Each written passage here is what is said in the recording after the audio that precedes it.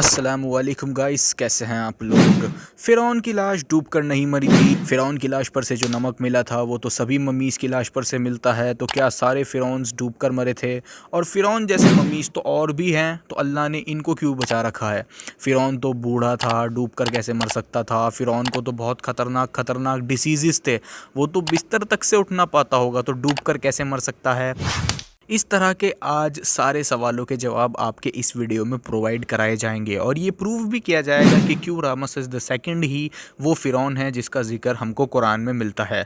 तो इस वीडियो के दो पोर्शंस होंगे। पहले पोर्शन में ये प्रूव किया जाएगा कि क्यों रामसेस द सेकंड ही फ़िरौन है, एंड दूसरे पोर्शन में सो कॉल्ड एक्स मुस्लिम एथियस्ट क्रिश्चियंस के सवालों के जवाब दिए जाएंगे। जो लोग चंद वीडियोज़ बनाकर ये सोचते हैं कि वो जंग जीत चुके हैं, उनको शायद पता नहीं है कि अभी गेम स्टार्ट भी नहीं हुआ। तो वीडियो को एंड तक देखिएगा, आपके ऑलमोस्ट हर मेन क्वेश्चन को मैंने इस वीडियो में इंक्लूड किया है।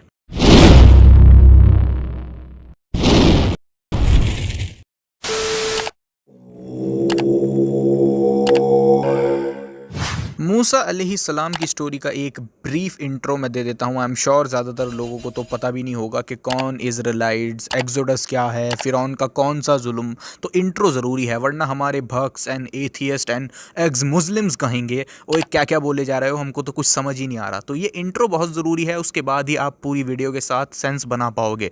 अगर आपको मूसा अलैहिस्सलाम की स्टोरी, एक्सोडस वगैरह के बारे में पहले से ही सारी नॉलेज है, तो आप डायरेक्टली उस पोर्शन पर जंप करें जहाँ पर मैं ये साबित कर रहा हूँ कि ये फ़िरौन कैसे है। इस पोर्शन को स्किप कर दें, आप डायरेक्टली एविडेंस वाले पोर्शन पे जंप करें।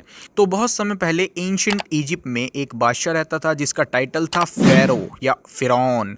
जो भी उस समय बादशाह बनता था उसको फ़िरौन कहा जाता था। और ये फ़िरौन जो मूसा अलैहिस्सलाम के साथ था, ये बहुत जालिम बादशाह था, एरोगेंट था, और वो चिल्ड्रन ऑफ इज़राइल से नफ़रत करता था। अब चिल्ड्रन ऑफ इज़राइल कौन थे? चिल्ड्रन ऑफ इज़राइल बेसिकली वो लोग थे जो उस ज़माने में इजिप्ट में रहते थे, और ये लोग पुराने पैगंबर की नस्ल से थे। यानी फ़िरौन के समय से काफ़ी पहले एक पैगंबर आए थे, तो उनकी नस्ल से ये लोग थे। तो ये लोग पुराने पैगंबर की नस्ल से थे, उनको चिल्ड्रन ऑफ इज़राइल कहा गया है, और इनको इज़राइलाइट्स भी बोला जाता है। और फ़िरौन इज़राइलाइट्स पर जुल्म करता था। जैसे आज दुनिया इस्लाम के पीछे पड़ी रहती है, उसी तरह फ़िरौन इज़राइलाइट्स के पीछे पड़ा रहता था। तो फ़िरौन का जुल्म जारी रहा चिल्ड्रन ऑफ इज़राइल पर। लेकिन एक दिन फ़िरौन को पता चला कि उसकी हुकूमत और जुल्म ख़त्म करने वाला कोई पैदा होने वाला है, और ये जो पैदा होगा वो चिल्ड्रन ऑफ इज़राइल में से ही पैदा होगा। जिन लोगों पर फ़िरौन जुल्म कर रहा था, उन्हीं लोगों में से एक फ़िरौन को ख़त्म करने वाला पैदा होने वाला है, और चिल्ड्रन ऑफ इज़राइल के पास पावर भी आने वाली थी। फ़िरौन को ये बात पता चली। ये बात जानकर फ़िरौन को बहुत गुस्सा आया। तो ऐसे में फ़िरौन ने ये फैसला किया कि इज़राइली लोगों की औरतों को छोड़कर उनके न्यू बॉर्न बेबीज़ को मार दिया जाएगा। तो कत्ल वाले सालों में जो भी न्यू बेबी पैदा होता था उसको मार दिया जाता था। तो ऐसे हालातों में हज़रत मूसा अलैहिस्सलाम पैदा हुए, तो उनकी माँ डर गई। तो अल्लाह ने मूसा अलैहिस्सलाम की मदर को ये इंस्पायर किया कि मूसा को एक टोकरी में डालकर बहा दो। और मूसा अलैहिस्सलाम की मदर ने इस डर से कि अब फ़िरौन के सोल्जर्स आकर मूसा अलैहिस्सलाम को मार देंगे, उन्होंने एक टोकरी में डालकर मूसा अलैहिस्सलाम को रवाना कर दिया। अब टोकरी बहते हुए फ़िरौन की वाइफ के पास चली गई, और फ़िरौन की वाइफ को मूसा अलैहिस्सलाम पसंद आए। तो फ़िरौन की वाइफ ने फ़िरौन से रिक्वेस्ट करी कि हम इसको अपना बेटा बना लेते हैं। तो फ़िरौन अपनी वाइफ की बात टाल ना सका। तो इस तरह जो फ़िरौन का दी एंड करने वाला था वो उसी के महल के अंदर पला बढ़ा। तो फिर अब मूसा अलैहिस्सलाम बड़े हो चुके थे। तो अब ऐसे में एक दिन उनसे बाय मिस्टेक, गलती से उनके हाथों से एक शख्स की डेथ हो जाती है। बाय मिस्टेक, मूसा अलैहिस्सलाम का इरादा नेक था, लेकिन बाय मिस्टेक उस शख्स की डेथ हो जाती है। तो अब ऐसे में मूसा अलैहिस्सलाम डर गए, क्योंकि उनके हाथों एक इंसान की जान चली गई है। अब फ़िरौन मूसा अलैहिस्सलाम को पकड़कर मौत की सज़ा देगा। इस डर से मूसा अलैहिस्सलाम इजिप्ट छोड़कर मिडियन चले गए। इस जगह को याद रखना, मूसा अलैहिस्सलाम ने एक शख्स को गलती से मार दिया था, तो सज़ा के डर से वो इजिप्ट छोड़कर मिडियन चले गए थे। तो मिडियन जाके फिर मूसा अलैहिस्सलाम ने निकाह किया, और एक बहुत लंबा समय मूसा अलैहिस्सलाम ने वहाँ पर यानी मिडियन में गुजारा। फिर मूसा अलैहिस्सलाम को इस दौरान खुद के पैगंबर होने का भी पता चला। फिर मूसा अलैहिस्सलाम काफ़ी टाइम बाद इजिप्ट वापस आए, और इतने लंबे समय में फ़िरौन चेंज नहीं हुआ था। यानी मूसा अलैहिस्सलाम के पैदा होने से लेके उनके बड़े होने तक एक ही फ़िरौन ने राज किया अकॉर्डिंग टू कुरान। मूसा अलैहिस्सलाम जब इजिप्ट में वापस आए तो फ़िरौन वही था और खुदाई का दावा कर चुका था। मतलब फ़िरौन खुद को गॉड कहता था इन अ लिटरल सेंस। मूसा अलैहिस्सलाम ने उसको समझाने की कोशिश करी लेकिन फ़िरौन नहीं माना और खुद को गॉड ही कहता रहा। ऐसे में इजराइलियों पर जुल्म और उनकी गुलामी चलती रही इजराइलियों की। तो फिर एंड में अल्लाह ने मूसा अलैहिस्सलाम को हुक्म दिया कि अपने लोगों को लेके दूसरी जगह चले जाओ, यानी चिल्ड्रन ऑफ इजराइल को लेके इजिप्ट छोड़ दो। ये मूसा अलैहिस्सलाम को अल्लाह ने हुक्म दिया। तो मूसा अलैहिस्सलाम फिर अपने लोगों को लेकर इजिप्ट से निकल पड़े और ये बात फ़िरौन को पता चल गई। फ़िरौन ने मूसा अलैहिस्सलाम का पीछा किया और जब मूसा अलैहिस्सलाम समुद्र के किनारे पहुंचे तो आगे जाने का कोई रास्ता नहीं था, पीछे फ़िरौन आ रहा था। तो मूसा अलैहिस्सलाम ने अल्लाह की मदद से समुद्र के 2 टुकड़े किए और अपने लोगों को समुद्र के बीच से लेकर दूसरी तरफ मूसा अलैहिस्सलाम चले गए। ये मौजज़ा फ़िरौन ने भी देखा था, फिर भी उसने अल्लाह पर यकीन ना किया और उसने भी समुद्र को क्रॉस करने की कोशिश करी, लेकिन अल्लाह ने समुद्र को दोबारा जोड़ दिया और फ़िरौन डूबकर मर गया। लेकिन अल्लाह ने उसके शरीर को बचा लिया था, यानी जब फ़िरौन डूबकर मर गया था तो मरने के बाद लोगों ने फ़िरौन को समुद्र से निकाल लिया था, उसकी बॉडी को सुरक्षित समुद्र से निकाल लिया था। फ़िरौन मर चुका था लेकिन उसकी बॉडी उसके लोगों ने निकाल दी थी। फिर उसके बाद फ़िरौन की बॉडी को मम्मी बनाकर प्रीस्ट ने छुपा दी थी। एक सीक्रेट जगह पर फ़िरौन की लाश छुपाई गई थी। तो मूसा अलैहिस्सलाम जब अपने लोगों को लेकर इजिप्ट से रवाना हुए और समुद्र के बीच से निकल करके दूसरी जगह गए तो इस इवेंट को एक्सोडस कहते हैं। ठीक है, तो स्टार्टिंग में जब मूसा अलैहिस्सलाम ने जन्म लिया तो एक जालिम फ़िरौन की हुकूमत थी। फिर मूसा अलैहिस्सलाम उसी फ़िरौन के महल में राजा की तरह रहे। फिर उनसे वहाँ बाई मिस्टेक एक कत्ल हो गया। कत्ल की सज़ा से बचने के लिए वो मिडियन चले गए थे, फिर वहाँ काफ़ी समय तक रहे। फिर वो दोबारा इजिप्ट आए। ठीक है, आकर फ़िरौन को कन्विंस करने की कोशिश करी, वो नहीं माना। फिर अल्लाह ने मूसा अलैहिस्सलाम को हुक्म दिया कि अपने लोगों को लेकर वहाँ से निकल जाओ। तो मूसा अलैहिस्सलाम निकल गए और फ़िरौन मारा गया। इस इवेंट को एक्सोडस कहते हैं। तो ये एक ब्रीफ इंट्रो था जो कि बहुत ज़रूरी था। तो अब आपको सब कुछ समझ आएगा जो भी मैं आगे बताऊँगा आपको। तो अब तक आपने एक कहानी सुनी, फ़िरौन ऐसा था, फ़िरौन वैसा था, एक्सोडस हुआ, फ़िरौन ने खुद को खुदा होने का दावा किया, फिर फ़िरौन मारा गया, ये सब आपने सुना। लेकिन ये फ़िरौन था कौन, हमको कैसे पता चलेगा? क्योंकि इजिप्ट में तो कोई भी बादशाह होता था उसको फ़िरौन ही कहा जाता था। तो वो फ़िरौन कौन है जिसका जिक्र कुरान में आता है? तो चलिए समय में पीछे चलते हैं और इस फ़िरौन को आइडेंटिफाई करने की कोशिश करते हैं। तो एंशिएंट इजिप्ट की हिस्ट्री कई पीरियड्स में डिवाइडेड है। Old kingdom, first intermediate, middle kingdom, second intermediate and new kingdom and third intermediate. अब न जाने इन पीरियड्स में कितने फ़िरौन्स आए होंगे और कितने मरे होंगे। ऐसे में हमको कैसे पता चलेगा कि कुरान में किस फ़िरौन की बात हो रही है? तो चलिए हिस्ट्री में कूदकर कुरान से एंड मॉडर्न डिस्कवरीज से पता करने की कोशिश करते हैं कि फ़िरौन कौन से पीरियड में रहता होगा। तो कुरान में हमको हज़रत यूसुफ़ अलैहिस्सलाम की स्टोरी भी मिलती है। हज़रत यूसुफ़ अलैहिस्सलाम इंग्लिश में जिनको प्रॉफिट जोसेफ बोलते हैं, तो वो भी इजिप्ट में आए थे, मूसा अलैहिस्सलाम से पहले आए थे और इजिप्ट में ही रहे थे। और उस ज़माने में यूसुफ़ अलैहिस्सलाम के साथ में इजिप्ट में एक रूलर भी था, उसको कुरान ने किंग कहा है। अब नोट करने वाली बात यह है कि यूसुफ़ अलैहिस्सलाम भी इजिप्ट में आए थे और मूसा अलैहिस्सलाम भी इजिप्ट में आए थे। मूसा अलैहिस्सलाम के साथ जो रूलर था उसको कुरान ने फ़ैरो कहा, लेकिन जब यूसुफ़ अलैहिस्सलाम के रूलर का जिक्र कुरान करता है तो कुरान किंग कहता है, फ़ैरो वर्ड छोड़ देता है। एक बार भी यूसुफ़ अलैहिस्सलाम के साथ वाले रूलर को कुरान ने फ़ैरो नहीं कहा, सिर्फ किंग किंग किंग कहा। और मूसा अलैहिस्सलाम के टाइम वाले रूलर को सिर्फ फ़ैरो फ़ैरो कहा कुरान ने। But on the other hand Bible ने प्रॉफिट जोसेफ के टाइम वाले रूलर को किंग नहीं कहा बल्कि फ़ैरो कहा, फ़िरौन कहा। अब एथियस्ट कहेंगे हाँ तो मोहम्मद सल्लल्लाहु अलैहि वसल्लम ने बाइबल से कॉपी करते समय मिस्टेक कर दी होगी, वो फ़िरौन की जगह उन्होंने किंग लिख दिया होगा, इसमें क्या बड़ी बात है? वेल, लेकिन हिस्टोरिकल डिस्कवरीज हमको कुछ और ही कहानी बता रही हैं और कुरान को कोई इंसान लिख ही नहीं सकता, ये भी प्रूव कर रही हैं हिस्टोरिकल डिस्कवरीज। चलिए समझाता हूँ। तो जब भी आप ये वर्ड फ़िरौन, इंग्लिश में फ़ैरो, सुनते हो तो आपके माइंड में क्या आता है? आप कहोगे इजिप्ट का किंग आता है या सुप्रीम रूलर ऑफ इजिप्ट आता है। आप करेक्ट भी हो, लेकिन ये वर्ड फ़ैरो, इजिप्शियन में फ़ैरो को पैरा बोलते हैं और ये वर्ड का मीनिंग हमेशा से सुप्रीम रूलर नहीं था। यानी इजिप्शियन पीरियड में इस वर्ड फ़ैरो के डिफरेंट मीनिंग थे। हिस्टोरिकली ये जो वर्ड फ़ैरो है ये न्यू किंगडम पीरियड में किसी सुप्रीम लीडर के लिए यूज़ होना शुरू हुआ, यानी उससे पहले ये वर्ड फ़ैरो किसी सुप्रीम रूलर के लिए यूज़ नहीं होता था। न्यू किंगडम पीरियड से पहले ये वर्ड का मतलब था ग्रेट हाउस, रॉयल पैलेस के लिए ये वर्ड यूज़ होता था। लगा। न्यू किंगडम पीरियड में आके इस वर्ड को इजिप्ट के रूलर के लिए यूज़ किया जाने लगा। इंसाइक्लोपीडिया ऑफ ब्रिटानिका कहती है ये जो वर्ड है फ़ैरो, इसका ओरिजिनली मतलब रॉयल पैलेस है। इसको इजिप्शियन किंग के लिए यूज़ न्यू किंगडम पीरियड में किया जाने लगा, ये इंसाइक्लोपीडिया ऑफ ब्रिटानिका कहती है। Similarly the British museum dictionary of ancient Egypt page number 222 में भी हमको यही बताया गया है कि ये जो वर्ड है फ़ैरो, इसका मतलब ग्रेट हाउस था ओरिजिनली। बाद में न्यू किंगडम पीरियड में इसको किंग के लिए यूज़ किया जाने लगा। अब समझ आया कुरान का मिरेकल। कुरान ने यूसुफ अलैहिस्सलाम के बारे में भी बात करी है और मूसा अलैहिस्सलाम के बारे में भी बात करी है, और प्रॉफिट जोसेफ को स्कॉलर ने बोला है कि या तो ये मिडिल किंगडम में आए होंगे या सेकंड इंटरमीडिएट किंगडम में आए होंगे। अब आप पूछोगे कि किन किन स्कॉलर ने बोला है, तो इसका रेफरेंस डिस्क्रिप्शन में मिल जाएगा, अगर किसी को देखना है तो डिस्क्रिप्शन पढ़ लेना। तो जब भी कुरान यूसुफ अलैहिस्सलाम की स्टोरी हमको बताता है और उस टाइम के रूलर की बात करता है, तो कुरान सिर्फ king king king word use करता है उस टाइम के रूलर के लिए। और जब मूसा अलैहिस्सलाम की स्टोरी का जिक्र कुरान करता है तो सिर्फ pharaoh pharaoh pharaoh word use करता है, कभी किंग वर्ड यूज़ नहीं किया। और हिस्टोरिकली अब हमको ये बात पता है कि यूसुफ अलैहिस्सलाम के टाइम पर लोग रूलर को फ़ैरो कहकर बुलाते ही नहीं थे, बल्कि न्यू किंगडम पीरियड में ये वर्ड को रूलर के लिए यूज़ करना शुरू किया गया था। आप देख सकते हैं कुरान कितनी एक्यूरेटली इतनी छोटी छोटी बातों का ध्यान रख रहा है। इतनी बारीक डिटेल्स कोई इंसान ऐड नहीं कर सकता है। अगर आप सल्लल्लाहु अलैहि वसल्लम बाइबल से कॉपी कर रहे थे, तो बाइबल ने तो प्रॉफिट जोसेफ के टाइम के इजिप्शियन रूलर को फ़ैरो कहा है, जो कि इनएक्यूरेट है। उस टाइम फ़ैरो वर्ड का यूज़ किंग के लिए होता ही नहीं था। उस टाइम तो फ़ैरो वर्ड का मतलब ग्रेट हाउस था, रॉयल पैलेस के लिए यूज़ होता था। तो बाइबल इनएक्यूरेट है। वी कैन सी अगर कुरान बाइबल से कॉपी कर रहा था तो उसको फ़ैरो वर्ड भी कॉपी करना चाहिए था, लेकिन नहीं किया। इतनी बारीक डिटेल्स कोई इंसान ऐड नहीं कर सकता है। 1400 साल पहले ये काम कोई इंसान कर ही नहीं सकता, ये किसी और का काम है।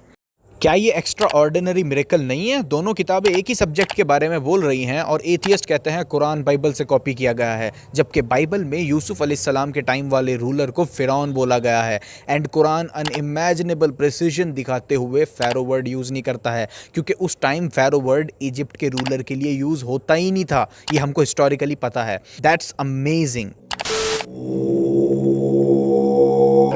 तो नाउ एटलीस्ट फ़िरौन की तलाश में अब हमको हमारा पीरियड मिल गया है। हमको पता है कि कुरान ने मूसा अलैहिस्सलाम के टाइम के रूलर के लिए फ़ैरो वर्ड यूज़ किया, और न्यू किंगडम पीरियड से पहले ये फ़ैरो वर्ड रूलर के लिए यूज़ नहीं होता था। तो हमको न्यू किंगडम पीरियड से स्टार्ट करना है मूसा अलैहिस्सलाम के फ़िरौन की तलाश, क्योंकि उससे पहले कोई किंग तो हो सकता था इजिप्ट का, लेकिन फ़ैरो नहीं हो सकता था। तो न्यू किंगडम पीरियड में हमको हमारा फ़िरौन मिल सकता है, जिसका जिक्र कुरान में हमको मिलता है। लेकिन अब प्रॉब्लम यह है, न्यू किंगडम पीरियड में तो इतने सारे रूलर्स आए, तो अब इनमें से कौन सा वो फ़िरौन है जिसका जिक्र हमको कुरान में मिलता है? इनमें से कैसे पता चलेगा? चलिए कुछ आर्टिफैक्ट्स में ढूंढते हैं। तो जैसे इजिप्ट में इतना सब कुछ हुआ, चिल्ड्रन ऑफ इज़राइल पर जुल्म हुआ, फिर वो इजिप्ट छोड़कर चले गए, तो क्या किसी तरह के कोई आर्टिफैक्ट में हमको इसका कोई जिक्र मिलता है? चिल्ड्रन ऑफ इज़राइल का कोई जिक्र हो या किसी भी तरह का कुछ मेंशन किया गया हो उस ज़माने में उनका? वेल यस, जी हाँ, एक आर्टिफैक्ट हमको मिला है न्यू किंगडम पीरियड से, जिसका नाम है मरनेप्टा स्टेले, जो कि 1208 BCE का है, जिसमें चिल्ड्रन ऑफ इज़राइल को एक्सप्लिसिटली मेंशन किया गया है। जो चिल्ड्रन ऑफ इज़राइल थे उनका जिक्र इस आर्टिफैक्ट में हमको मिला है। इस आर्टिफैक्ट में चिल्ड्रन ऑफ इज़राइल को कुछ ऐसे लिखा गया है, जो कि हम लोग तो समझ नहीं पाएंगे, लेकिन इसकी ट्रांसलिटरेशन है वाइसरिर और इसरिर। अब इसमें कुछ लोग एतराज़ करते हैं कि इसमें तो इज़राइल नहीं लिखा बल्कि इसरिर और वाइसरिर लिखा है। क्या इसका मतलब चिल्ड्रन ऑफ इज़राइल होता है? तो आंसर इज़ यस, जी हाँ, इसका मतलब चिल्ड्रन ऑफ इज़राइल से ही है, क्योंकि इजिप्शियन वर्जन्स अलग होते हैं। जैसे फॉर एग्जांपल अरबिक में हम फ़िरौन कहते हैं, इंग्लिश में फ़ैरो, इजिप्शियन लैंग्वेज में पैरा। तो इस पैरा का अरबाइज वर्जन है फ़िरौन एंड इंग्लिश वर्जन फ़ैरो। तो इसी तरह इस आर्टिफैक्ट में जो इसरिर का जिक्र है उसका मतलब इज़राइल से ही है, और मेजॉरिटी स्कॉलर्स यही कहते हैं यहाँ पर चिल्ड्रन ऑफ इज़राइल का ही जिक्र है, और इसके पीछे कई और रीजंस भी हैं। ठीक है, तो यहाँ पर चिल्ड्रन ऑफ इज़राइल का ही जिक्र है। क्लिप सुनिए। Is what the Egyptians would have called a triumph stela, a victory stela, commemorating victory over foreign peoples. The text reads, Ashkelon has been brought captive, Gezer has been taken captive, Yanoam in the North Jordan Valley has been seized. Israel has been shorn. Its seed no longer exists. तो मरनेप्टा कौन था? मरनेप्टा उस time Egypt का king था, फिरौन था। तो ये मरनेप्टा स्टेले जो है उसकी विक्ट्री डिस्कस करता है, और विक्ट्री डिस्कस करते करते ये इजराइली लोगों का रिलेशन कनान लैंड से कर देता है। यानी मरनेप्टा स्टेले में बताया गया है कि इजराइट्स कनान में रह रहे थे उस टाइम, जिनको मरनेप्टा किंग ने हरा दिया था, यानी एक्सोडस हो चुका था इस डेट से पहले। ये स्टेले बहुत इंपॉर्टेंट है। वी नो कि मूसा अलैहिस्सलाम अल्लाह के हुक्म से अपने लोगों को यानी इजराइट्स को लेके निकल गए थे इजिप्ट से। उसके बाद इजराइट्स इजिप्ट छोड़कर कहीं और जाकर रहने लगे थे, ये हमको पता है कुरान से, ठीक है। उसके बाद ये स्टेले बताता है कि एक इजिप्ट के किंग ने, जिसका नाम मरनेप्टा था, इजराइट्स को हरा दिया था। यानी एक्सोडस से पहले तो इजराइट्स इजिप्ट में ही रहते थे, फिर इजिप्ट छोड़कर वो चले गए थे मूसा अलैहिस्सलाम के साथ। तो उसके बाद वो इजराइट्स जहाँ पर रह रहे थे उस टाइम, उस जगह पर मरनेप्टा ने इजराइट्स को हरा दिया था।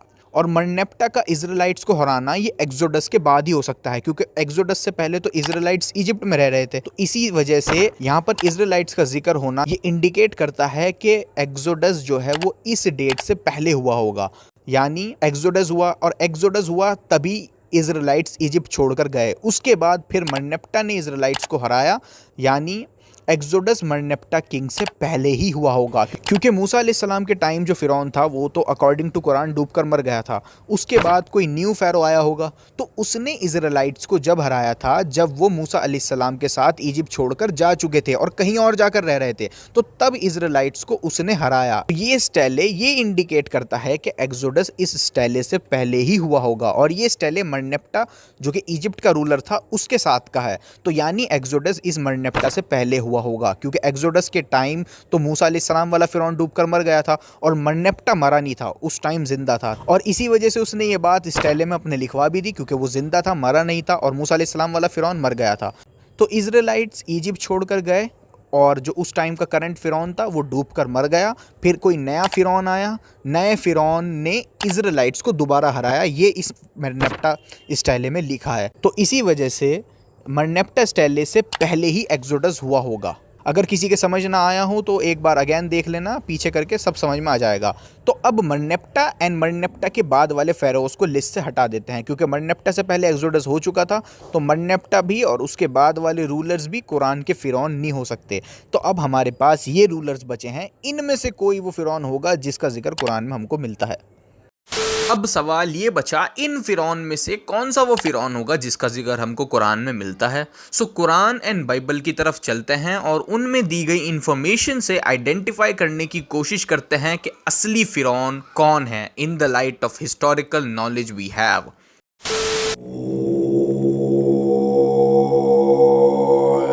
कुरान के चैप्टर 28 वर्स 14 में बताया गया है कि जब मूसा अलैहिस्सलाम फुल स्ट्रेंथ एंड मैच्योरिटी तक पहुंच गए थे, तब अल्लाह सुब्हानहू व तआला ने मूसा अलैहिस्सलाम को wisdom and knowledge the.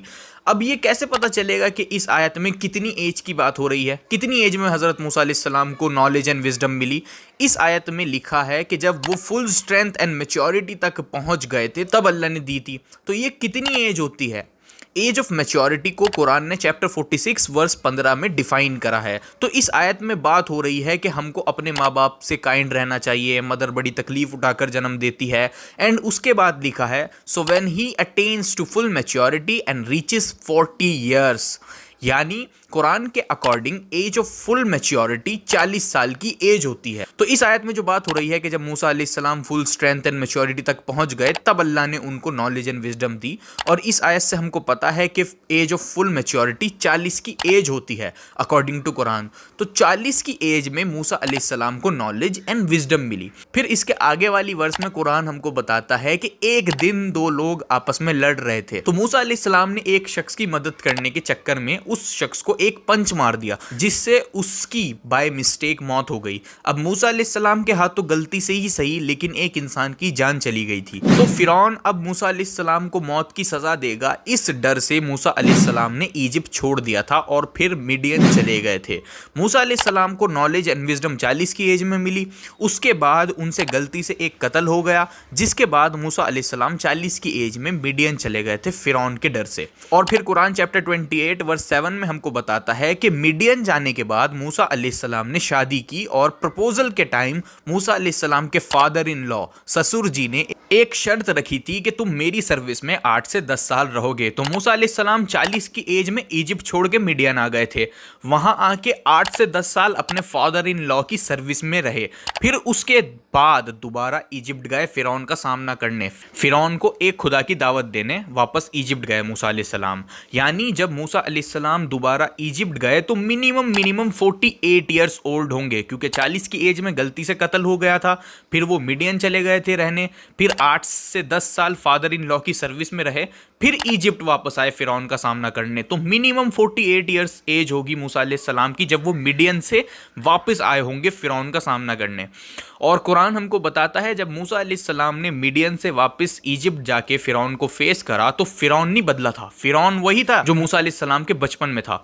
Quran chapter 26 verse 18 में लिखा है कि जब मूसा अलैहिस्सलाम मिडियन से वापस आए तो फिरौन ने मूसा अलैहिस्सलाम से कहा, क्या हमने तुमको नहीं पाला अपनी केयर में? तुम हमारे साथ ही बड़े हुए, तुमने अपनी जिंदगी के कई साल हमारे साथ हमारी केयर में बिताए। ये मूसा अलैहिस्सलाम से फिरौन ने कहा। यानी जब मूसा अलैहिस्सलाम 48 की एज में मिडियन से वापस आए तब फिरौन नहीं बदला था। यानी मूसा अलैहिस्सलाम के मिडियन जाने से लेके वहां से वापस आने तक एक ही फिरौन ने राज किया अकॉर्डिंग टू कुरान। मतलब अकॉर्डिंग टू कुरान इजिप्ट में कोई ऐसा फिरौन आया था जिसने 48 to 50 ईयर्स से भी ज्यादा रूल किया हो, तभी मूसा अलैहिस्सलाम का मिडियन से वापस आके सेम फिरौन से मिलना पॉसिबल है, वरना पॉसिबल नहीं है। अब दिस इज प्रॉब्लमेटिक क्योंकि उस जमाने में एक तो एवरेज लाइफ एक्सपेक्टेंसी कम होया करती थी, ऊपर से कुरान क्लेम कर रहा है कि मूसा अलैहिस्सलाम के बचपन से लेके 48 साल का होने तक एक ही फिरौन ने राज किया था।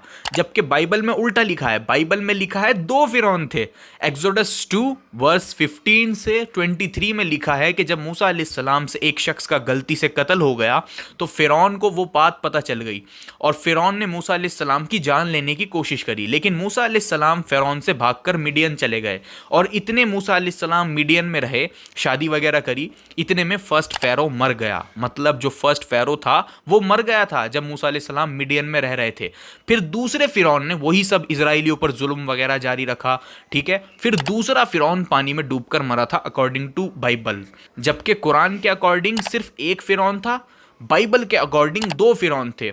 अब देखा जाए तो इस मामले में बाइबल सेफ नजर आ रही है क्योंकि मूसा अलैहिस्सलाम के बचपन से लेके बड़े होने तक एक ही बादशाह का रेन करना उस जमाने में, जिस जमाने में लाइफ एक्सपेक्टेंसी भी कम थी, ये बहुत मुश्किल है। खैर, तो जिन फेरोज को हमने निकाला था मन्नेप्टा स्टाइल एनालाइज करने के बाद कि इस पीरियड में मूसा अलैहिस्सलाम वाला फिरौन हो सकता है, तो क्या इस पीरियड में कहीं पर इतनी लंबी रेन वाला रूलर है?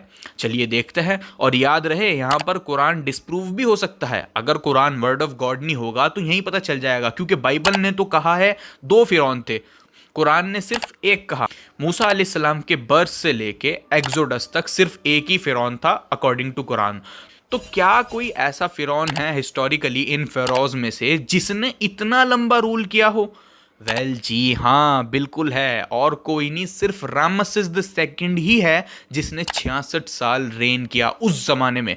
कुरान कंप्लीटली मिराक्युलसली हिस्टोरिकल एविडेंसेस के साथ पास होता जा रहा है, वहीं बाइबल फेल होती जा रही है। इतना जबरदस्त कोइंसिडेंसेस कॉपीइंग में नहीं हो सकते। वी कैन सी कि कुरान को बाइबल की कॉपी पेस्ट कहना किसी इंसान की बहुत बड़ी भूल होगी। तो इतना ज़्यादा एनालिसिस करने के बाद, इतना सब कुछ जानने के बाद, शायद अब हमको पता है कि रामसेस द सेकंड ही वो फिरौन है जिसका जिक्र कुरान में हमको मिलता है। क्या कुछ और भी एविडेंसेस है जिससे ये बात कंफर्म हो जाए कि ये फिरौन ही वही फिरौन है जिसका जिक्र कुरान में हमको मिलता है? वेल जी हाँ, अगले एविडेंस की तरफ चलते हैं। तो कुरान में फ़िरौन के बारे में कुछ बातें बताई गई हैं। अगर वो बातें इस रामसेस द सेकंड जो इजिप्ट का फ़िरौन था उससे मैच हो गई तो 100% कंफर्म हो जाएगा यही वो फ़िरौन है जिसका जिक्र कुरान में हमको मिलता है। वैसे इतना एनालिसिस करने के बाद ऑलमोस्ट कंफर्म ही है, लेकिन थोड़ी और मोहर लगा देते हैं। हिस्टोरिकली रामसेस द सेकंड के बारे में हमको अच्छी खासी नॉलेज है, तो लेट्स कंपेयर जो हमको कुरान में फ़िरौन के बारे में इंफॉर्मेशन दी गई है और रामसेस द सेकंड के बारे में जो हिस्टोरिकल इंफॉर्मेशन हमारे पास है उसको कंपेयर करते हैं। और अगर ये मैच हुई तो बिना मॉरिस बुकेल के हम अपने फ़िरौन तक पहुंच चुके होंगे सिर्फ हिस्टोरिकल एंड आर्कियोलॉजिकल डिस्कवरीज की बेसिस पर। तो कुरान चैप्टर 10 वर्स 83 में हमको बताता है कि मूसा अलैहिस्सलाम वाला फिरौन खुद को दुनिया में बहुत बड़ा मानता था, ऊंचा समझता था, दूसरों से बेहतर समझता था और एक्सट्रावेगेंट था। मीनिंग ज़रूरत से ज़्यादा लिमिट क्रॉस कर जाने वाला, कोई भी काम करे उसमें हदें पार कर जाए। और ये चीज़ आर्कियोलॉजिकल डिस्कवरीज़ ने प्रूव की है कि Ramses the second was extravagant और बहुत घमंडी भी था। जो भी रामसेस द सेकंड बनवाता था वो वाकई में बहुत बड़ा होता था और वो खुद को सबसे बड़ा ही मानता था। आर्कियोलॉजिस्ट पीटर क्लेटन ने अपनी बुक क्रॉनिकल ऑफ फेरो के पेज नंबर 156 में लिखा है कि रामसेस द सेकंड के genuine building achievements Herculean scale पर हैं। एंड क्लिप्स सुने। When Ramesses builds, he builds big. It is enormous. It's on a scale that has never really been seen in Egypt. फिर कुरान हमको बताता है मूसा अलैहिस्सलाम का जो फिरौन था वो खुद को गॉड मानता था, खुद को गॉड की जगह रखता था, खुद के खुदा होने का दावा करता था। अब ये जो है केस क्लोज कर देगा, क्योंकि रामसेस द सेकंड अगर कुरान वाला फिरौन होगा तो अब हमें पता चल जाएगा, क्योंकि अगर उसने खुदाई का दावा किया होगा उसका सबूत तो कोई ना कोई मिलेगा हमको। और अगर ऐसा हमको कोई सबूत मिला कि उसने गॉड होने का दावा किया था, देन केस क्लोज्ड। तो चलिए देखते हैं। तो आर्कियोलॉजिकल डिस्कवरीज ने बियॉन्ड एनी डाउट ये प्रूव किया है कि रामसेस द सेकंड ने खुद के गॉड होने का दावा किया था। वो खुद को गॉड की जगह पर ही देखता था, उसने खुदाई का दावा किया था। रामसेस द सेकंड इजिप्ट में आपको हर जगह नजर आएगा। उसने कई टेम्पल्स भी बनवाए थे उसके स्टैचूज के साथ। एंड रामसेस द सेकंड ने खुद के खुदा होने का दावा किया था इन अ लिटरल सेंस। क्लिप सुनिए। Ramses II is shown not only worshipping the gods, but worshipping an image of his own deified self. So you have Ramses II as Pharaoh, worshipping Ramses II as God, all taking place during the lifetime of Ramses II. Well, the people considered him as a god, and he himself reclaimed that he is one of the gods. And you can see this very clear at the temple of Abu Simbel. When you reach the Holy of the Holiest at the end of the temple, you find Ramses II is sitting beside other gods. So he is himself, he became himself a god. तो अब कोई शक बाकी नहीं रहा कि Ramses the second ही वो फिरौन है जिसका जिक्र कुरान में हमको मिलता है। और इस कंक्लूजन पर हम डॉक्टर मॉरिस बुकेल को बीच में नहीं लाए, ठीक है। बहुत से लोग ये सोचते हैं कि बस एक फ्रेंच डॉक्टर ने बोल दिया था कि ये फिरौन है और मुसलमान बिना किसी सबूत के रामसेस द सेकंड को ही फिरौन मानकर बैठे हैं। तो ये मिथ जो है अब टूट गया होगा बहुत सारे लोगों का, क्योंकि हमने कुरान में दी गई जानकारी से और recent historical and archaeological discoveries से ये जाना कि रामसेस द सेकंड ही वो फिरौन है। और बाइबल के एरर्स भी हमने देखे, इससे ये बात भी प्रूव हुई कि कुरान बाइबल से कॉपी नहीं कर सकता बिल्कुल भी। एंड जब फिरौन रामसेस द सेकंड मूसा अलैहिस्सलाम का पीछा कर रहा था तो डूबकर मर गया था। एंड फिर कुरान हमको बताता है चैप्टर 10 वर्स 92 में कि अल्लाह फिरौन की बॉडी को बचा लेंगे ताकि वो फ्यूचर जनरेशन्स के लिए निशानी बन जाए। और रामसेस द सेकंड की बॉडी 1881 CE में डिस्कवर करी गई थी, जिसको कोई भी जाकर आज देख सकता है। हिस्टोरिकली प्रीस्ट ने रामसेस द सेकंड की बॉडी एक सीक्रेट लोकेशन पर छुपा दी थी 1000 ईयर्स BCE में। ग्रेव रॉबर्स की वजह से लोग मम्मीज़ को चुरा लेते थे, फिर उनको और उनके सामान को बेच देते थे, फिर वो मम्मी डिस्ट्रॉय हो जाती थी। तो इसी वजह से प्रीस्ट ने उसकी बॉडी छुपा दी थी और उसकी बॉडी के बारे में इतने लंबे अरसे तक किसी को मालूम ना था। और जिस टाइम कुरान रिवील हुआ उस टाइम तो ना किसी को ये पता था फिरौन की बॉडी कहाँ है, सही है या नहीं है, कहाँ है, कोई नहीं जानता था। और ऐसे में कुरान का ये कहना कि फिरौन की बॉडी प्रिजर्व रहेगी और वो बॉडी इतनी प्रिजर्व हालत में हमको मिल भी गई, ये वाकई में ये प्रूव करता है कि कुरान किसी इंसान का लिखा हुआ कलाम नहीं है। और ये तो सिर्फ चंद बातें थी जो मैंने आपको बताई। रामसेस द सेकंड के बारे में हम जितना जानते हैं उसकी लाइफ से और भी कई वाक़यात हमको मिलते हैं जिनसे ये बात और ज़्यादा साबित होती है कि यही वो फिरौन है जिसका जिक्र कुरान में हमको मिलता है। मैंने सिर्फ आपको चंद बातें बताई। इन कंक्लूजन सारे सबूतों और आर्कियोलॉजिकल हिस्टोरिकल एविडेंसेस को मद्देनज़र रखते हुए ये फैसला सुनाया जाता है कि रामसेस द सेकंड ही वो फिरौन है जिसका जिक्र कुरान में हमको मिलता है। और इस कंक्लूजन पर हम बिना डॉक्टर मॉरिस बुकेल का यूज़ करे पहुँचे हैं।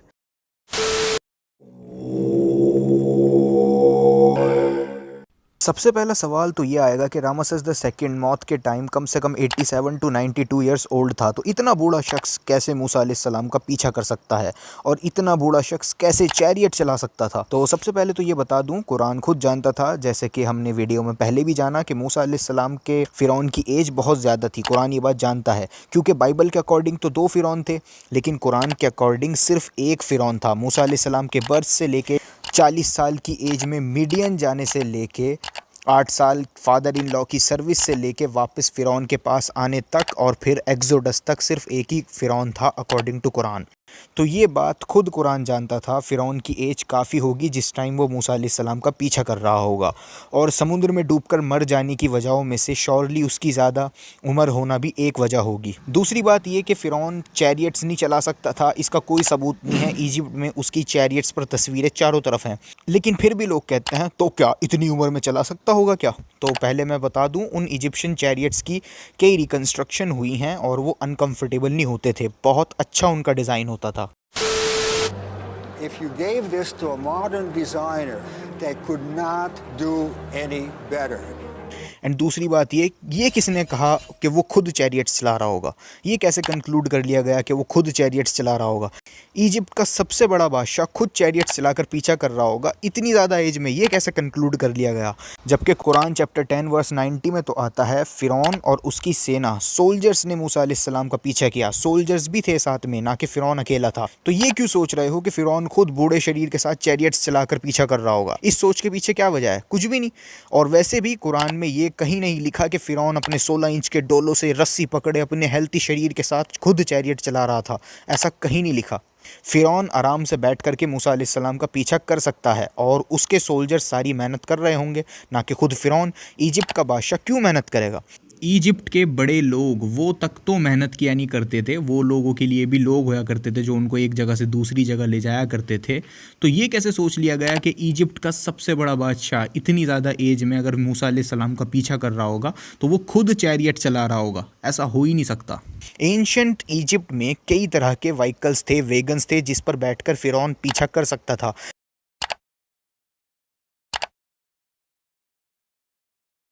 एंड अगर आप कुरान पढ़ेंगे चैप्टर 26 वर्स 52, इसमें मूसा अलैहिस्सलाम की इजिप्ट छोड़ने की स्टोरी शुरू होती है। एंड उसमें बताया गया है कि मूसा अलैहिस्सलाम रात के समय लोगों को लेकर निकले थे इजिप्ट से, और वर्स 60 में बताया गया है कि फ़िरौन ने सनराइज़ के टाइम उनका पीछा शुरू किया। और ध्यान रखने वाली बात यह है कि मूसा अलैहिस्सलाम के इजिप्ट छोड़ते वक्त उनके साथ औरतें, बच्चे, जानवर और सामान भी था, तो उनकी ट्रैवलिंग स्पीड ज़्यादा नहीं हो सकती। वो लोग बहुत धीरे धीरे ही ट्रैवल कर रहे थे इजिप्ट से निकलते समय, एंड उस ज़माने में ट्रैवलिंग स्पीड बहुत कम ही होया करती थी। तो फ़िरौन को हेलीकॉप्टर से या प्लेन से पीछा करने की ज़रूरत नहीं थी, क्योंकि इज़राइलिट्स कोई हवा की रफ्तार से ट्रैवल नहीं कर रहे थे, बहुत धीरे ही कर रहे थे। लेकिन फिर भी फ़िरौन उनको पकड़ नहीं पाया। आगे कुरान हमको बताता है कि जब फ़िरौन पीछा कर रहा था मूसा अलैहिस्सलाम का, तो समुद्र के किनारे इज़राइलिट्स थे। तो जब इज़राइलिट्स ने फ़िरौन की सेना को देखा, जाहिर है उन्होंने एक दूसरे को बहुत दूर से ही देख लिया था। उस टाइम पर अगर कोई सेना आपकी तरफ आ रही हो तो बहुत धूल उड़ा करती थी, जिसकी वजह से देखा जा सकता था एक दूसरे को बहुत दूर से ही। तो मूसा अलैहिस्सलाम के कंपेनियंस ने कहा अब तो हम पकड़े गए। तो मूसा अलैहिस्सलाम ने कहा नहीं, अल्लाह हमारे साथ है, ही विल गाइड मी। यानी मूसा अलैहिस्सलाम के लोग समुद्र के पास वेट कर रहे थे। इतने में लोगों ने फ़िरौन की सेना को आते हुए देख लिया। तो मूसा अलैहिस्सलाम बोले नहीं, अल्लाह हमारे साथ है, वो कुछ ना कुछ करेगा फ़िरौन के हमको पकड़ लेने से पहले। फिर चैप्टर 26 वर्स 63 में आता है, फिर अल्लाह ने मूसा अलैहिस्सलाम को इंस्पायर किया कि अपनी लाठी समुंदर पर मारो। तो उन्होंने ऐसा किया तो सी 2 टुकड़ों में बट गया। फिर आगे अल्लाह सुब्हाना व तआला बहुत इंटरेस्टिंग बात बताते हैं वर्स 64 में, फिर अल्लाह फ़िरौन की टीम को उस जगह के क्लोज ले आए ताकि वो भी ये मौजज़ा देख सके, यानी फ़िरौन और उसकी टीम इज़राइलिट्स के करीब आ जाएं। इस वजह से अल्लाह ने इज़राइलिट्स को समुद्र के पास रोके रखा। फिर जब फ़िरौन के सोल्जर्स थोड़े करीब आ गए, समुद्र को 2 टुकड़ों में कर दिया गया ताकि फ़िरौन भी मौजज़ा देख सके। फिर इतने फ़िरौन करीब आ पाता, इतने में मूसा अलैहिस्सलाम के लोगों ने समुद्र क्रॉस कर लिया था, लेकिन जब फ़िरौन एंड टीम ने कोशिश करी तो डूब गई।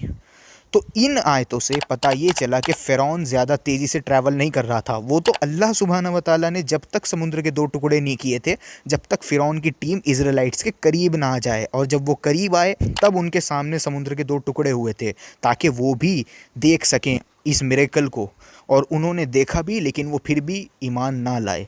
तो इन वर्सेस से साफ हो जाता है फ़ारो एंड उनके सोल्जर्स को अल्लाह सुब्हाना व तआला इज़राइलिट्स के करीब लाए थे ताकि वो मौजज़ा देख सकें। अगर अल्लाह सुब्हाना व तआला समुद्र के किनारे इज़राइलिट्स को होल्ड ना कराते और समुद्र के 2 टुकड़े फ़िरौन के करीब आने से पहले ही हो जाते और फ़िरौन के करीब आने से पहले बंद भी हो जाता, तो फ़िरौन डूबकर ना मरता और वो मौजज़ा भी ना देख पाता। तो ये अल्लाह के प्लान का एक हिस्सा था। ठीक है, इज़राइलिट्स को समुद्र के किनारे वेट कराया गया ताकि फ़िरौन इस मौजज़े का विटनेस बन सके। तो एक चीज़ और मेंशन करना ज़रूरी है यहाँ कि हमको ये नहीं पता और ना ही कुरान में इसकी कोई इन्फॉर्मेशन दी गई है कि इज़राइलिट से फ़िरौन कितनी दूरी पर था जब फ़िरौन ने मूसा अलैहिस्सलाम का पीछा स्टार्ट किया, और ना ही ये बताया गया है इज़राइलिट्स मिरेकल वाले पोर्शन से कितनी दूर रहते थे, और ना ही ये बताया गया है कि दोनों पार्टीज़ ने कितना कितना सफ़र किया। जो इन्फॉर्मेशन मिलती है वो बस इतनी है कि फ़िरौन ने पीछा स्टार्ट किया। अब इज़राइलिट्स उस समय कहाँ पर थे, फ़िरौन कहाँ पर था, इस मामले में कुरान साइलेंट है और बाइबल से हेल्प ली नहीं जा सकती। बाइबल बिल्कुल भी रिलायबल नहीं है मुसलमानों के लिए। तो हमको नहीं पता कि इज़राइलिट्स ने कितना ट्रैवल किया और फ़िरौन ने कितना ट्रैवल किया। तो ये बात मैं इस वजह से बता रहा हूँ क्योंकि इंटरनेट पर कुछ क्रिश्चियन मिशनरीज़ हैं जो कि आपको इज़राइलिट्स का पूरा रूट समझाते हैं कि इज़राइलिट्स ने इस तरह किया होगा, इस तरह होकर सफ़र किया होगा। तो मैं बता दूं आपको कि वो क्रिश्चियन लोग हमारे लिए 1% भी रिलायबल नहीं है, क्योंकि वो लोग बाइबल में दी गई स्टोरीज से एक्सप्लेन करेंगे और बाइबल हमारे लिए एग्जिस्ट ही नहीं करती। इस मामले में हम कुरान से बाहर जा ही नहीं सकते। इन्फॉर्मेशन जितनी लेनी है हमको सिर्फ कुरान से ही लेनी है, कुरान से एक कदम भी बाहर हम नहीं निकाल सकते। बस हमको ये इंडिकेशन मिलती है कुरान से कि दोनों पार्टीज ज़्यादा तेज़ ट्रैवल नहीं कर रही थी, और दोनों पार्टीज की ट्रैवल स्पीड क्या रही होगी या क्या थी ये भी हमको नहीं पता। लेकिन एक बात हमको पता है कि इन फिल्मों को देखकर ये मत सोचा करें कि एक्चुअल में भी यही हुआ होगा। रियलिटी कंप्लीटली डिफरेंट हो सकती है, बिल्कुल उलट हो सकती है रियलिटी। ऐसा बिल्कुल ज़रूरी नहीं है कि फ़िरौन खुद चैरियट चलाकर बहुत तेज़ी से पीछा कर रहा होगा। इसका कोई सबूत कुरान में अवेलेबल नहीं है। जो ये बात कहेगा कि नहीं नहीं ऐसे ही ट्रैवल कर रहा होगा, तो सबूत उसके ज़िम्मे है, हमारे ज़िम्मे नहीं है। ये बात बस एक बोंगी ही है कि बूढ़ा आदमी मूसा अलैहिस्सलाम का समुद्र में कैसे पीछा कर रहा था, ये बकवास है। और इन फिल्मों में जिस तरह फ़िरौन को यंग दिखाया जाता है तो लोग सोचते हैं फ़िरौन यंग ही होगा। फिर जब लोग रामसेस द सेकंड की एज के बारे में पढ़ते हैं तो वहाँ से लोगों के मन में ये सवाल आता है कि बूढ़ा आदमी पीछा कैसे कर सकता है। हालांकि film is not equal to reality. फ़िरौन आराम से अपने शाही लिटर्स पर बैठे बैठे मूसा अलैहिस्सलाम के पीछे जा सकता था, क्योंकि मूसा अलैहिस्सलाम एंड इज़राइलिट्स की ट्रैवलिंग स्पीड खुद कौन सी ज़्यादा होगी, वो खुद बहुत धीरे धीरे आगे बढ़ रहे होंगे। इनफैक्ट कुरान में तो लिखा है कि मूसा अलैहिस्सलाम इज़राइलिट्स को रात के समय लेके निकले थे इजिप्ट से, और फ़िरौन सनराइज़ के टाइम निकला उनका पीछा करने। अब इन आयतों से ये इंडिकेट तो होता है कि फ़िरौन ऐसी सेहत में नहीं था कि एकदम से तुरंत न्यूज़ मिलते ही निकल पड़े, बल्कि फ़िरौन भी आराम से बैठकर पीछा कर सके, इसका इंतज़ाम किया गया। फिर सुबह तक सनराइज़ के टाइम तक वो इंतज़ाम कंप्लीट हो पाया, तब जाके फ़िरौन पीछा करना स्टार्ट कर पाया इज़राइलिट्स का। भाई उस ज़माने में लाइट्स वगैरह तो थी नहीं और जल्दी ही अंधेरा हो जाया करता था, तो मूसा अलैहिस्सलाम रात को निकले होंगे इज़राइलिट्स को लेके। तो फ़िरौन ने इतना लेट पीछा क्यों स्टार्ट किया सनराइज़ के टाइम तक? सनराइज़ के टाइम तक वो क्यों वेट करता रहा? इससे ये बात इंडिकेट होती है कि फ़िरौन के लिए कुछ इंतज़ामात करे गए ताकि वो भी आराम से बैठ करके पीछा कर सके। यानी वो इतना हेल्दी नहीं था कि वो खुद सारे काम कर सके, उसके लिए बाकायदा इंतज़ाम करे गए, तब जाके सनराइज़ के टाइम तक उसने पीछा स्टार्ट किया। और वैसे भी कुरान में लिखा है अल्लाह फ़िरौन एंड उसके सोल्जर्स को मिरेकल वाली जगह के करीब लाए थे ताकि वो भी सी स्प्लिटिंग देख सकें, वरना अल्लाह सुब्हानहू व तआला समुद्र के टुकड़े पहले ही करके बंद कर सकते थे, जिसका नुकसान ये होता कि ना तो फ़िरौन मिरेकल देख पाता और ना ही डूबकर मर पाता। इन शॉर्ट बात बस इतनी सी है, ये वर्सेस ये इंडिकेट करती हैं कि फ़िरौन एंड सोल्जर्स बहुत तेज़ी से ट्रैवल नहीं कर रहे थे। उन्होंने चिल्ड्रन ऑफ इज़राइल को पहले ही नहीं पकड़ लिया था, बल्कि चिल्ड्रन ऑफ इज़राइल समुद्र के किनारे पहले ही पहुंचे हुए थे और अब आगे कहाँ जाना है इस गाइडेंस का वेट कर रहे थे। फिर उन्होंने दूर से आते हुए फ़िरौन को देख लिया, जिसके बाद वो लोग पैनिक हुए और कहा अब हम पकड़े गए। लेकिन मूसा अलैहिस्सलाम ने कहा wait, Allah will guide me. जब फ़िरौन और थोड़ा करीब आ गया तब अल्लाह ने मूसा अलैहिस्सलाम को छड़ी समुद्र में मारने के लिए इंस्पायर किया और समुद्र के 2 टुकड़े हो गए, जिसके बाद इज़राइलिट सेफ होके समुद्र पार कर गए, लेकिन फ़िरौन बीच में ही मारा गया। तो क्लियरली इन वर्सेस से ये इंडिकेट होता है कि फ़िरौन की टीम बहुत तेज़ ट्रैवल नहीं कर रही थी, क्योंकि कुछ लोग सवाल करते हैं ना कि फ़िरौन इतनी उम्र में कैसे तेज़ ट्रैवल कर सकता था, तो वो तेज़ ट्रैवल कर ही नहीं रहे थे। इसका कोई सबूत नहीं है कि फ़िरौन तेज़ ट्रैवल कर रहे थे सिवाय इन फिल्मों के, और फ़िरौन खुद चैरियट चला रहा था, इसका भी कोई सबूत नहीं है सिवाय इन फिल्मों के। तो वो तो अल्लाह सुब्हानहू व तआला को फ़िरौन को एंड में मौजज़ा दिखाना था और उसका दी एंड करना था। इसी वजह से इज़राइलिट्स को समुद्र के किनारे रोके रखा जब तक सही समय ना आ जाए, और जब सही समय आया तो समुद्र को 2 टुकड़ों में डिवाइड किया गया और एट द एंड इज़राइलिट सेफ हो गए और फ़िरौन मारा गया। और लेकिन ये बात तो कहीं भी नहीं लिखी कि फ़िरौन खुद अपने 56 इंच की चेस्ट फुलाए 16 इंच के डोलों से रस्सी पकड़े पीछा कर रहा होगा, ऐसा कहीं नहीं लिखा।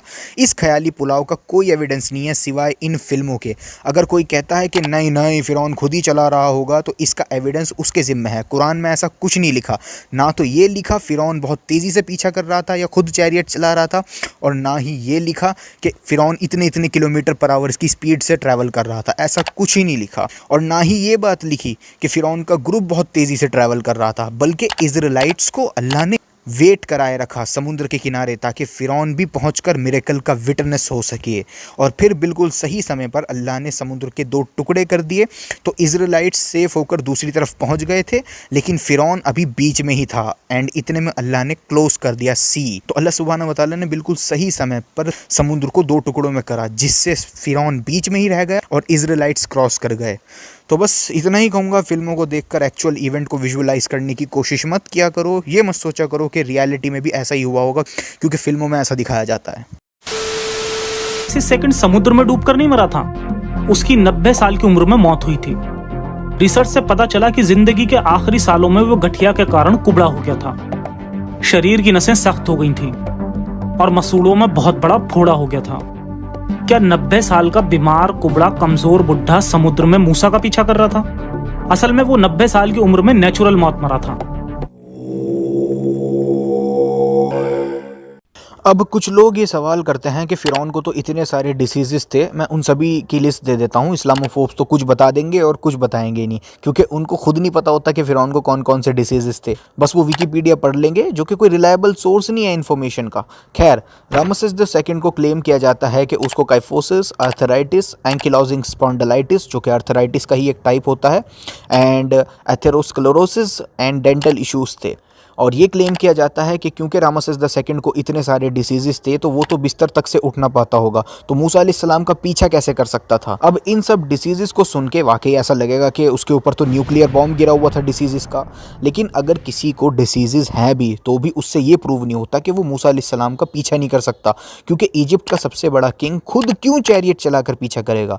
उसके पास न जाने कितनी शाही सवारियां होंगी। उस ज़माने में इजिप्ट के बड़े लोग तक लीडर्स पर बैठा करते थे, जब जाके वो एक जगह से दूसरी जगह जाया करते थे। तो फ़िरौन के पास तो मल्टीपल शाही व्हीकल्स होंगे। तो ये सिर्फ एक अजम्पशन है कि फ़िरौन खुद चैरियट चलाकर पीछा करेगा। इसके पीछे कोई कुरानिक आयत नहीं है।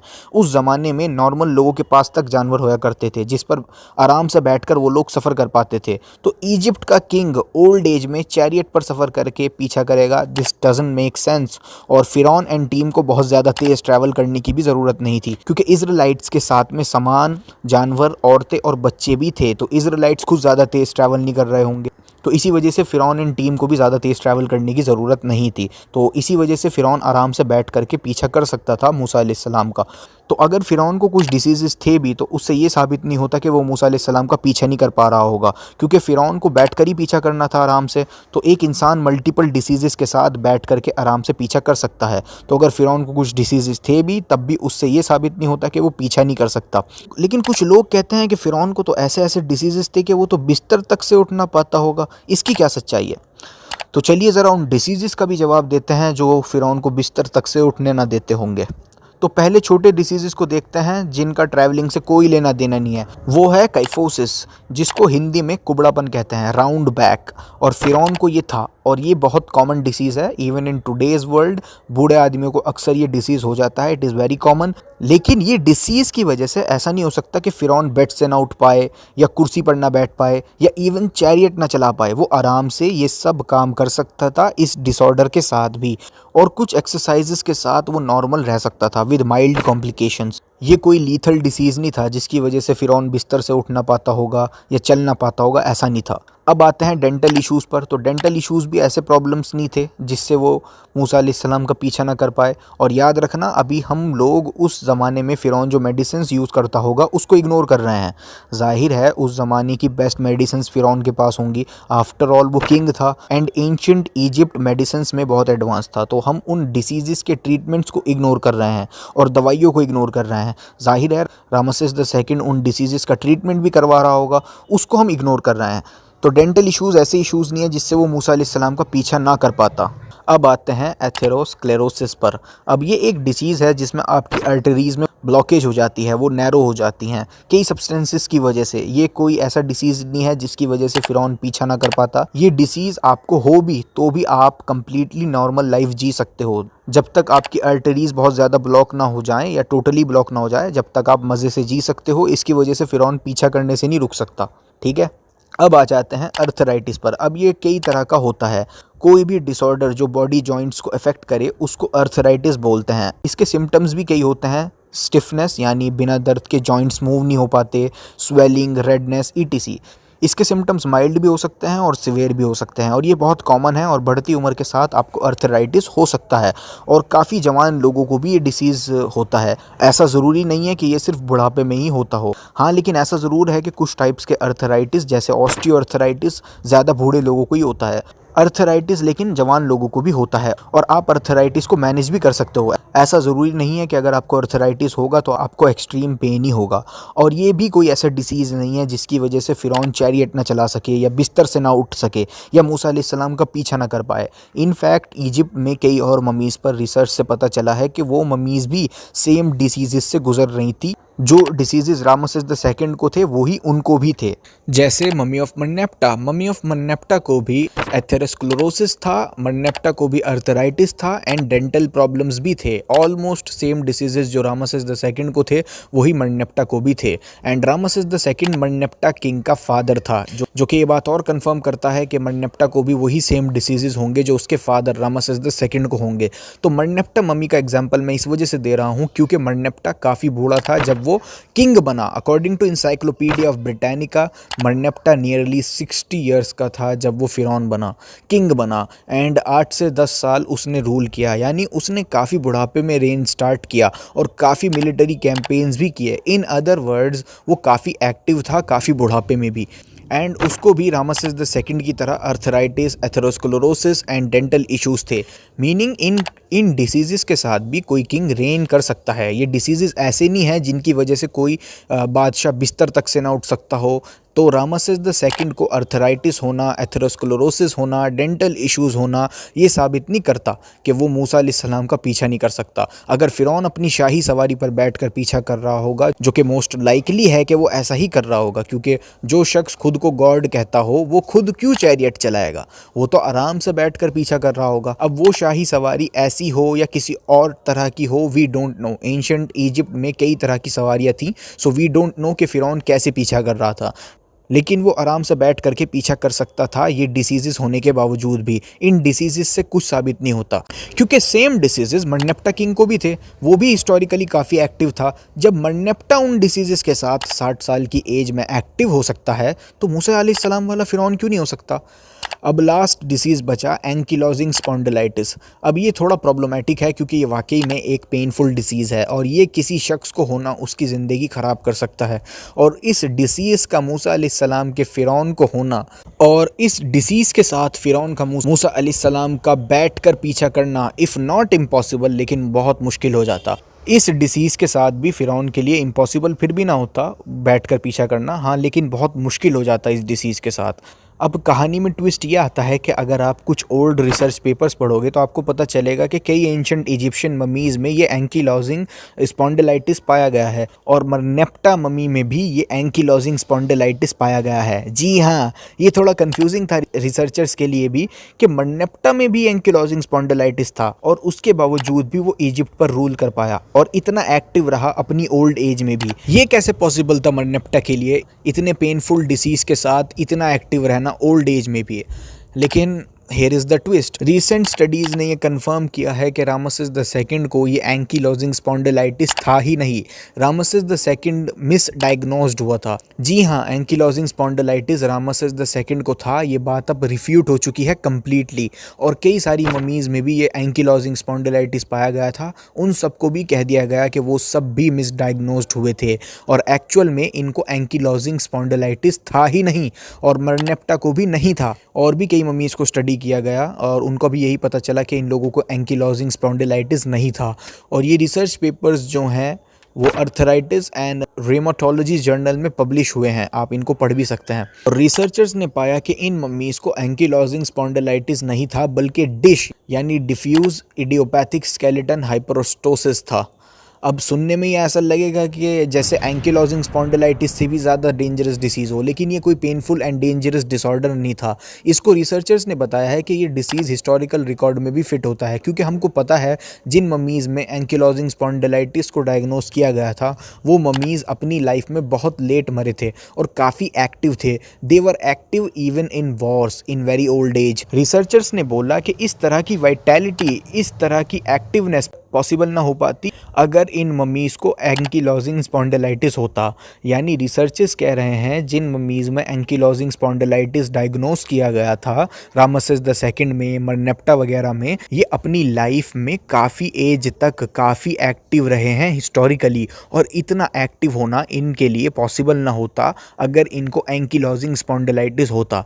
तो इसी वजह से diffuse idiopathic skeleton hyperostosis disorder historical information के साथ फिट बैठता है, क्योंकि इस डिसीज़ के कोई सिम्टम्स नहीं होते सिवाय माइल्ड बैक पेन और स्टिफनेस के। तो according to researchers Ramses II को कोई ऐसा डिसऑर्डर नहीं था जिससे वो बिस्तर तक से उठ ना पाता हो। इन फैक्ट रिसर्चर्स ने बताया कि रामसेस II ने अपनी ज़िंदगी के आखिरी सालों को दर्द में नहीं बिताया होगा, क्योंकि अगर रामसेस II को एंकीलोजिंग स्पॉन्डिलाइटिस होता तो दर्द में होता वो अपनी ज़िंदगी के आखिरी सालों में। लेकिन रिसर्चर्स कह रहे हैं, उन्होंने हमको बताया कि वो दर्द में नहीं था बल्कि उसका डिसऑर्डर असिम्प्टोमेटिक था, यानी उसको डिश डिसऑर्डर था भी और उसको पता भी नहीं चला होगा कि ये उसको है। इसलिए रिसर्चर्स ने बोला उसका डिसऑर्डर असिम्प्टोमेटिक था, वो दर्द में नहीं था अपनी ज़िंदगी के लास्ट सालों में।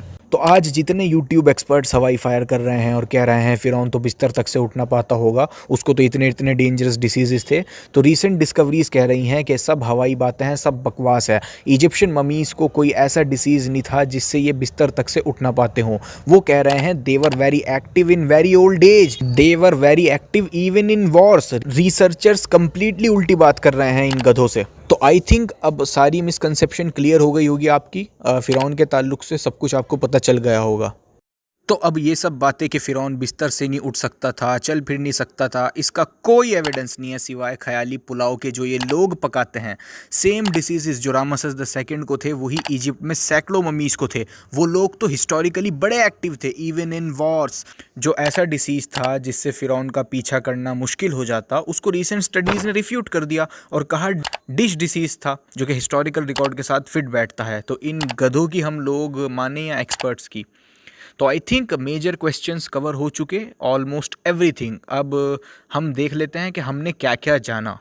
स्टार्टिंग में हमने कुरान में दी गई वर्सेस से एंड मूसा अलैहिस्सलाम एंड प्रॉफिट जोसेफ के बारे में दी गई इन्फॉर्मेशन से फिरौन का पीरियड वेरीफाई किया। फिर हमने मरनेप्टा स्टेले से ये पता किया कि एक्सोडस कब तक हो चुका होगा। फिर हमने मूसा अलैहिस्सलाम की इन्फॉर्मेशन कुरान में जो दी गई है उससे पता किया कि सिर्फ एक ही फिरौन है जिसने इतनी ज़्यादा लंबी उम्र तक राज किया, वो है रामसेस II। फिर हमने पता किया कि यही वो फिरौन है जो कि एरोगेंट था, एक्स्ट्रावेगेंट था, और इसी फिरौन ने खुद के खुदा होने का दावा भी किया था, जिससे ये बात और कंफर्म हुई कि कुरान इसी फिरौन की बात कर रहा था। फिर हमने उन लोगों के सवालों के जवाब भी दिए जो लोग ये साबित करने की नाकाम कोशिश करते थे कि ये फिरौन नहीं हो सकता। अब इतना एनालिसिस करने के बाद नाउ वी आर 99% श्योर कि यही वो फिरौन है जिसका जिक्र कुरान में हमको मिलता है। अब मैं चाहूँ तो यहीं पर वीडियो एंड कर सकता हूँ, लेकिन इन लोगों की जहालत की प्रॉपर पोल खोलनी है और प्रॉपर पोल खुलने के बाद ही अब वीडियो एंड होगी। थोड़े और एरर्स देख लेते हैं। लेकिन अब कुछ मॉडर्न बेवकूफ़ हैं जो अपनी जहलती वीडियोस फ़िरौन के बारे में बनाकर ये सोचते हैं कि वो समहाउ जीत चुके हैं। तो ज़रा इन गधों को भी सुन लेते हैं। लेकिन अब आप लोग कहोगे कि इसकी क्या ज़रूरत है, हम पहले ही हिस्टोरिकल एंड आर्कियोलॉजिकल एविडेंसेस के बेसिस पर अपना फ़िरौन ढूंढ चुके हैं, तो फ़िरौन तो कन्फर्म ही हो चुका है, तो अब इसकी क्या ज़रूरत है। लेकिन मैं बस कहता हूँ फिर भी इन लोगों की बकवासें और झूठ को एक ही वीडियो में एंड कर दिया जाए, तो इसी वजह से इनको भी सुन लेते हैं। तो चलिए देखते हैं। एंड इस वीडियो में जो बिल्कुल वाहियात पॉइंट्स थे उनको मैंने स्किप कर दिया है क्योंकि ऑलरेडी वीडियो की लेंथ बहुत हो गई है। लेकिन अगर ज़फ़र को लगता है कि जिन पॉइंट्स को मैंने स्किप किया है वो वाहियात नहीं थे, तो वो वीडियो बनाकर या किसी तरह से मुझको बता सकता है, तो मैं उन पॉइंट्स पर भी वीडियो बना दूंगा जो मैंने यहाँ पर स्किप करे हैं। पॉइंट स्किप करने का मकसद केवल वीडियो की लेंथ को शॉर्ट करना है, क्योंकि ऑलरेडी सब कुछ आंसर किया गया है, तो मैं नहीं सोचता कि बिना मतलब वीडियो की लेंथ को और बढ़ाया जाए। ये जैसे सबक सीख सकें। मोमिनों की साइंस से दुश्मनी तो जग जाहिर है, इन्हें इतिहास की भी नॉलेज नहीं है। मिस्र के बादशाहों को फ़ैरो कहा जाता था, जिसे अरबी में फ़िरौन कहा जाता है। लो जी, पहला पॉइंट गया गटर में। इतिहास की नॉलेज देने चला, इसको खुद नहीं पता इजिप्शियन में पैरा या पैराओ बोलते थे, ना कि फ़ैरो। आया बड़ा इतिहास सिखाने। सूरह यूनुस आयत 90। इस आयत में ला इलाहा इल्लल्लाह और व आना मिनल मुस्लिमीन लफ्ज आते हैं, मतलब कोई खुदा नहीं है अल्लाह के सिवा और मैं मुसलमान हो गया हूँ। इस आयत में करीब 3300 साल पहले की बात हो रही है।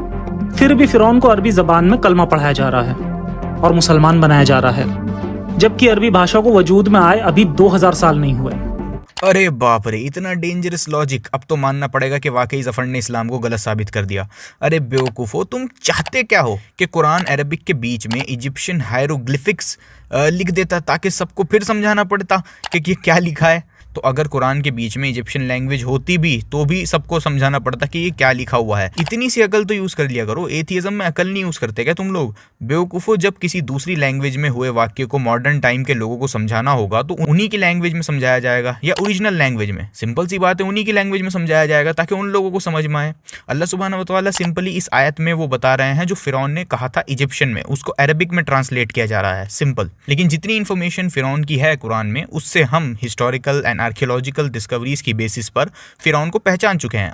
आप वीडियो को पीछे से देखना स्टार्ट करें तो कोई शक नहीं रहेगा कि यही वो फ़िरौन है जिसका जिक्र कुरान में हमको मिलता है। ये बात कंप्लीटली प्रूव हो चुकी है।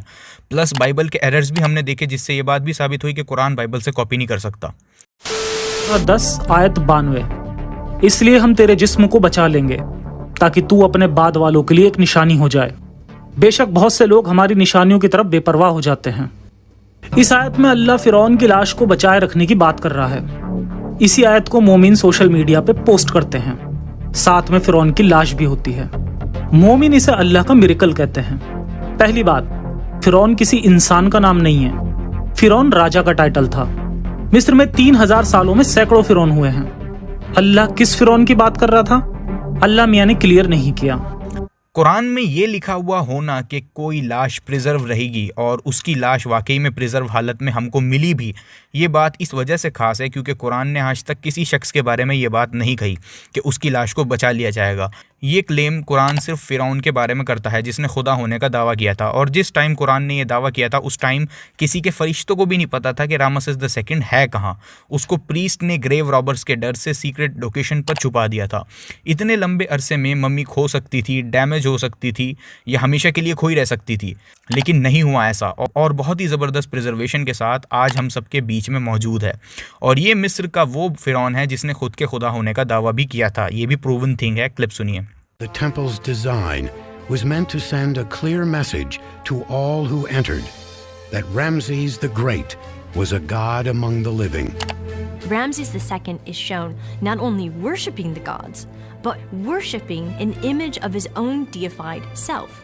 So you have Ramses II as Pharaoh, worshipping Ramses II as God, all taking place during the lifetime of Ramses II.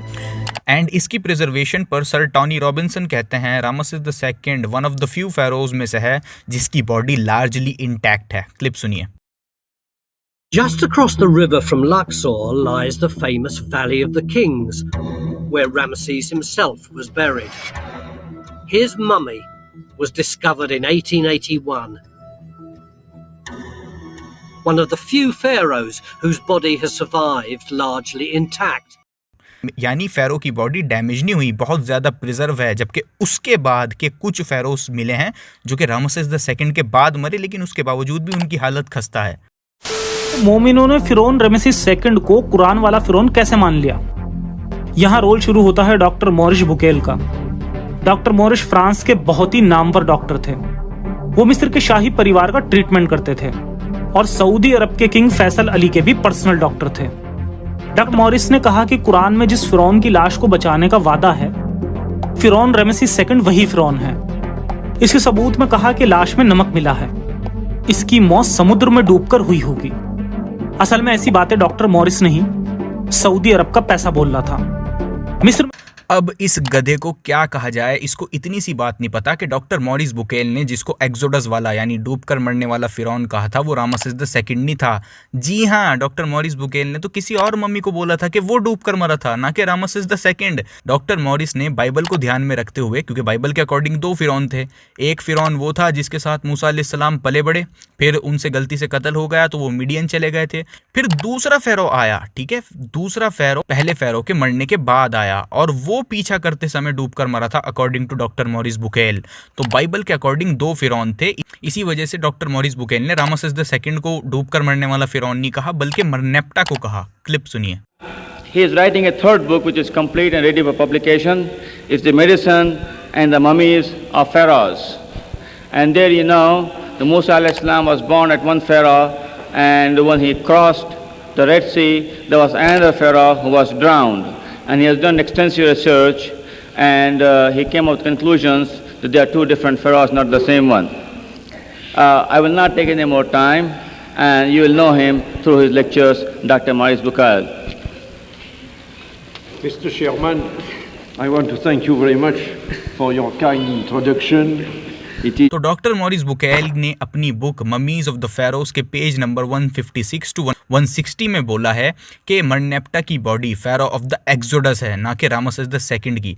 Doctor Maurice Bucaille के अकॉर्डिंग मम्मी ऑफ मरनेप्टा वो फिरौन है जिसका जिक्र कुरान में है, ना कि रामसेस द सेकंड। जफर, मैं तेरी तारीफ करता अगर तू इतनी सी रिसर्च कर लेता और पता करके लोगों को बताता कि डॉक्टर मॉरिस बुकेल ने तो किसी और मम्मी को डूबकर मरने वाला फिरौन बोला था और मुसलमान किसी और मम्मी को मानते हैं, तब मैं तेरी तारीफ करता कि भाई वाकई में लड़के ने रिसर्च करी है। लेकिन तुम जैसे घटिया लोग सिर्फ विकीपीडिया छाप नॉलेज से दुकान चमका सकते हो, रिसर्च नहीं कर सकते जरा सी भी। डॉक्टर मॉरिस को तो बिना मतलब बीच में लाया जाता है, जबकि उनका कोई रोल ही नहीं है। मुसलमान जिस फेरो को मूसा अलैहिस्सलाम वाला फिरौन कहते हैं, उसको डॉक्टर मॉरिस बुकेल ने नहीं कहा था कि वो डूब कर मरा था, बल्कि मरनेप्टा को कहा था। अब सवाल ये आएगा कि क्या रामसेस द सेकंड डूबकर मरा था, इसका कोई साइंटिफिक एविडेंस है? जवाब है फिलहाल तो नहीं है और ना आगे होगा, क्योंकि फिलहाल दुनिया की किसी टेक्नोलॉजी से ये बात पता नहीं की जा सकती कि रामसेस द सेकंड की मम्मी मरी कैसे होगी। सिर्फ ख्याली पुलाव पकाया जा सकता है कि मे बी ओल्ड एज की वजह से मरा होगा, इन्फेक्शन की वजह से मरा होगा या किसी और वजह से मरा होगा। सिर्फ ख्याली पुलाव पकाया जा सकता है। क्लिप सुनिए। Did he die of an infection or of septicemia? Why not? But we can't prove it. So we have to stop there. I think that he died of old age. सिर्फ एक चीज से पता चल सकता था कि रामसेस द सेकंड डूबकर मरा था या नहीं, वो है उसके लंग्स।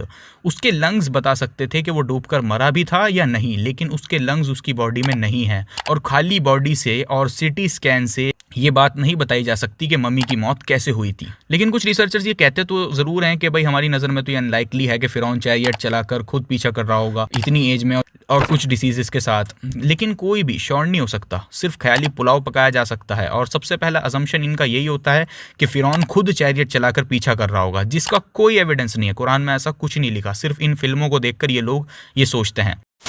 इन फैक्ट कुरान में तो लिखा है कि मूसा अलैहिस्सलाम इज़राइलिट्स को रात के समय लेके निकले थे इजिप्ट से और फिरौन सनराइज के टाइम निकला उनका पीछा करने।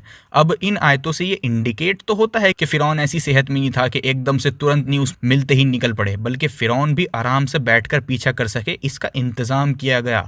फिर सुबह तक सनराइज के टाइम तक वो इंतज़ाम कंप्लीट हो पाया, तब जाके फिरौन पीछा करना स्टार्ट कर पाया इज़राइलिट्स का।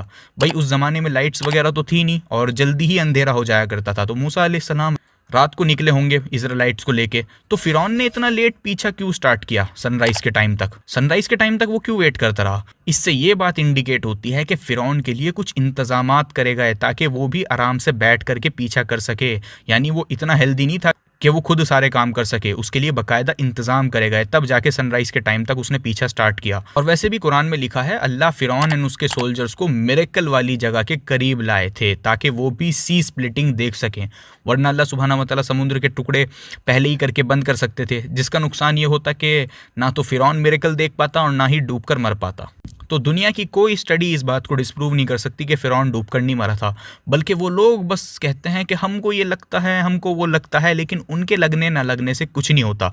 हमने इतना एविडेंस दिया और इतने एविडेंस देने से ये बात कंफर्म हो जाती है कि रामसेस II ही वो फ़िरौन है जिसका जिक्र कुरान में हमको मिलता है।